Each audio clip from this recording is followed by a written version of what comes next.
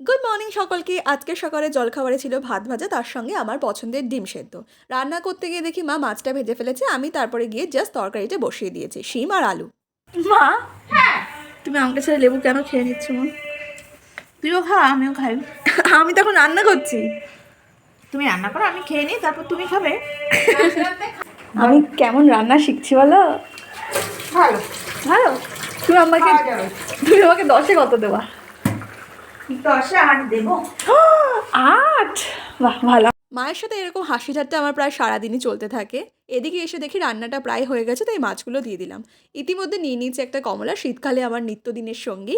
রোদে বসে ঠাম্মার সাথে গল্প করতে করতে কমলাটা উপভোগ করছি। তারপরে স্নান সেরে নিয়েছি, স্নান সারতে না সারতেই মায়ের ডাক, চল নিচে আয় খাবি। এই যে এই দুটো তরকারি করেছিল মা, আর এই যে মাছের ঝোল যেটা আমি নামিয়েছিলাম।